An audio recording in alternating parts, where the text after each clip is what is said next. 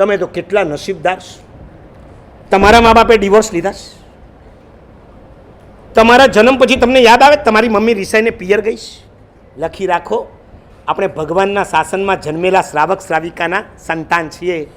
આપણે કોઈ રિતિક રોશન અને સુઝાન રોશનના દીકરાઓ નથી કે એ ડાયવોર્સ લે ને ઓલા છોકરાનું ભાવિ અટવાઈ જાય. આપણે વિરાટ કોહલી કે અનુષ્કા શર્માના સંતાન નથી.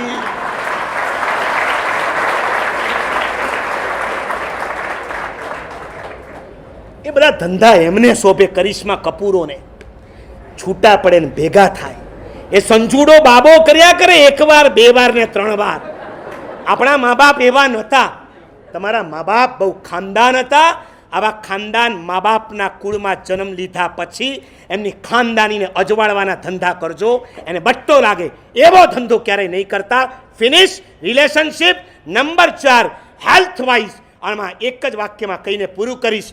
50 ઉપર જ્યારે જશો ત્યારે હેલ્થના પ્રોબ્લેમ, હેલ્થના ટેન્શન તો આવશે.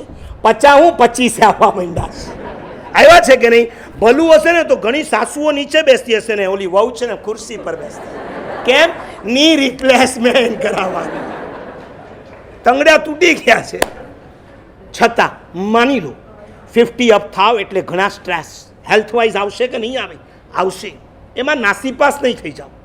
બીમારી આવે તો તન કદાચ ભલે પથારીમાં પડ્યું રે, મનને ક્યારે પથારીમાં નહીં રહેવા દેતા. જુઓ મજા. અમારા પદ્મ વિજય મહારાજ થઈ ગયા ગળામાં કેન્સરની ગાંઠ.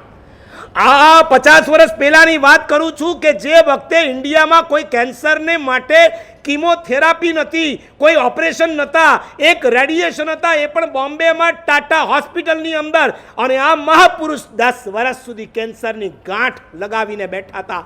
પાણી નહોતું ઉતરતું, ખોરાક નહોતો ઉતરતો. એવા સમયમાં એમણે એનો મિસયુઝ ના કર્યો, ગુડ યુઝ કર્યો. 13 ઉપવાસ કર્યા, 24 ઉપવાસ કર્યા, માંસ ખમણ કર્યા. એણે કર્મસત્તાને કીધું, તું મારું ગળું દબાવે એના કરતાં હું તારું ગળું દબાવી દઉં.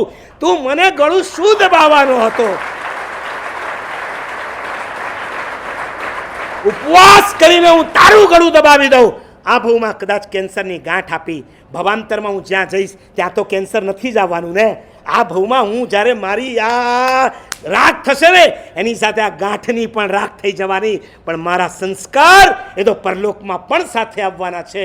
માટે હેલ્થના સ્ટ્રેસને સહન કરો, સહન કરો. એનું ટેન્શન, સ્ટ્રેસ, એનું મેનેજમેન્ટ કરવું હોય એક જ વાત છે, સહન કરો, મરદ બનો. વલ્લભભાઈ પટેલનો કિસ્સો નહોતો સાંભળ્યો? બચપણમાં અહીંયા ગુમડું થયું હતું અને હજામને જઈને શું કીધું? લગાવી દે, અહીંયા લગાવી દે. ધક ધક તો શીશુ તપાવેલું લગાવીને ગુમડું ફોડી નાખ્યું. આ માણસ એક અવાજ નહોતો બોલ્યો.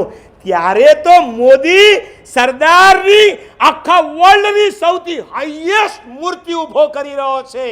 નાનામાં નાના દુઃખને સહન કરવું નથી અને મોટામાં મોટી હાઈટ જોઈએ છે, ના મળી શકે. મોટામાં મોટા દુઃખ જે સહન કરવા તૈયાર થાય એ જ મોટામાં મોટા સ્થાન સુધી પહોંચી શકે છે. હેલ્થ સ્ટ્રેસ મેનેજમેન્ટ માટે સહન કરો.